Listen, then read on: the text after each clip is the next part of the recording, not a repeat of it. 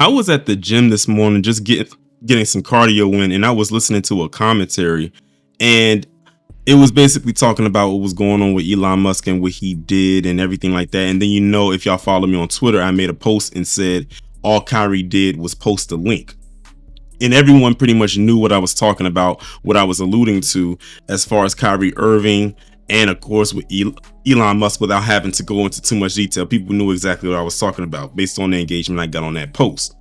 And then as I was scrolling through the comments of the video I was listening to, I came across someone's comment that was referring to what you see right here on your screen about the Holocaust Memorial Chair. It says Musk call for Germany to move beyond Nazi guilt is dangerous.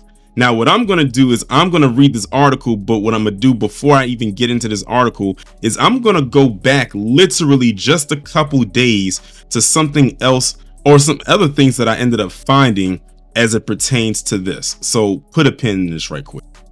So this screenshot that you see right here is from Newsweek, and unfortunately, because of the paywall, I can't, or either that or Rolling Stone. It might have been Rolling Stone, but because of the paywall, I can't read the article, so you can only get this screenshot.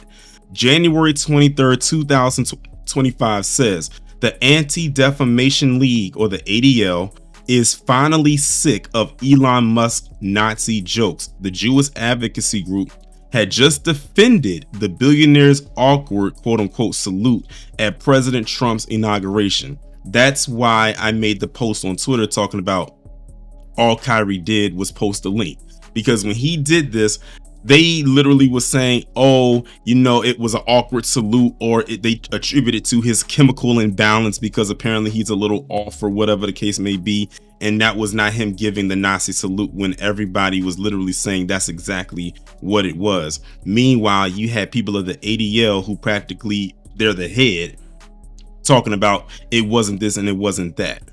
They literally made themselves look foolish by saying that. And now everybody sees it for what it is, for a multitude of reasons. But even further than that, I ended up finding this one right here. ADL faces backlash for defending Elon Musk's raised arm gesture. After previously feuding with Musk, the pro-Israel group rushes to defend his gesture, which critics compared with a Nazi salute. And if you don't know who this guy is in the picture, that is Jonathan Greenblatt. Jonathan Greenblatt is the CEO of the ADL. He's the one that every time something happens that they've seen as anti-Semitic will come out and say what it is. And you've probably seen him on various platforms. I know you've heard Rob talk about him. Kid Gravity has talked about him. And I think this might be one of the few times where I've talked about him. Now, it's funny because Jonathan Greenblatt, he'll come out and say that this and that is anti-Semitic. And a lot of times we see that it's very one-sided, and it's a lot of times against black people. But him being the CEO of the ADL means he had the final say by basically defending what Elon Musk did. He could shut all of that down, but he chose not to. And that's why people are looking at him and the ADL as a whole with a side eye. Now that we've gotten a little bit of a backstory with that, let's go back to the first part and actually get into the story that y'all really came here to see. And by the way, this article that I'm reading is coming from The Hill, posted January 26, 2025. The chair of Yad Vashem, Israel's official Holocaust memorial, said Sunday tech billionaire Elon Musk's call for Germans to move beyond the crimes of Nazi Germany is dangerous for the country's democratic future. Now, if you flip that around, doesn't that sound awfully a lot like how when PC loves to tell black people to get over slavery? I find that very interesting. That's why I say, when you put it into perspective, when a lot of PC loves to separate themselves from Jewish people and saying there's white people and then there's Jewish people, and it's like, why?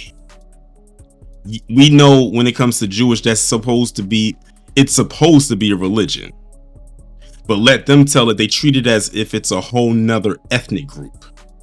But I guess that's the Jedi mind trick that they try to throw over people, but they ain't fooling us. It goes on to say, contrary to Elon Musk's advice, the remembrance and acknowledgement of the dark past of the country and its people should be central in shaping the German society, Chair Danny Dayan said in a post on the social platform X, which Musk owns. failing to do so in an insult to the victims of Nazism and a clear danger to the democratic future of Germany, Dayen continued. Dayen's post came in response to a video of Musk's virtual address on Saturday to a far-right German political party, Alternative for Germany, or AFD. And it's crazy because I think I briefly heard about them when they talked about when Elon did that salute and that AFD name came up. In his remarks, Musk reiterated his support for AFD, told Germans they should be proud of their heritage, and said they should, quote, move beyond the, quote, past guilt of older generations. First of all, I wanted to really say that I'm very excited for the AFD, and I think that you are really the best hope for Germany, the Tesla and SpaceX CEO said in his remarks. Something I think that is very important is that people take pride in Germany and being German. That is very important, he continued. It's okay to be proud to be German. That is a very important principle. Musk said German children should not bear the responsibility for crimes past generations committed, an apparent reference to the Holocaust and crimes committed by the Nazi Party. I think there's frankly too much of a focus on past guilt, and we need to move beyond that, Musk said. Children should not be guilty of the sins of their parents, or even let alone their parents, their great-grandparents, maybe even. Musk, the richest man in the world and leader of President Trump's new Department of Government Efficiency, has raised eyebrows in recent weeks with his embrace of far-right political parties in Europe, including the AfD. Let me just say this before I forget. Y'all, and by y'all, I'm talking about PC across the board, helped to prop this man up. So now you've created a problem with him. Y'all should have just left him right where he was at to do whatever he was doing. When y'all propped him up and allowed him to get into political spaces, now he's never going to want to leave. Now they're going to be scrambling, trying to figure out how to push him out. And good luck, because they listen what I just read. Richest man in the world. Money will sway anybody. It'll influence anybody, no matter what their policy is or what their mindset is. That's why a lot of people looked at the ADL with a side eye, because it's like, wow, you just let this man slide the way that you did. But anybody else, you would have something to say, and it may not even be nearly as huge as what this guy did at the inauguration. But we get it. He holds a very big bag. So now you pretty much told everyone that you can be bought and paid for just to turn a blind eye. And the thing is, I really didn't take them seriously even before this, but if I did, I definitely wouldn't have taken them seriously after that. In the face of I skipped the paragraph, excuse me. The remarks Saturday also came after Musk faced backlash for making a controversial gesture during his post-inauguration speech on Monday that some critics compared to a fascist salute. In the face of the backlash, Musk seemed to dismiss the concern in a social media post that was filled with puns based on the names of some of the Nazis' most infamous leaders. I think we know the main one. But yeah. And also, let me just say this. Black people, don't get so wrapped up into this. Just know that they basically exposed their hypocrisy. They've been done it, but they really exposed it now.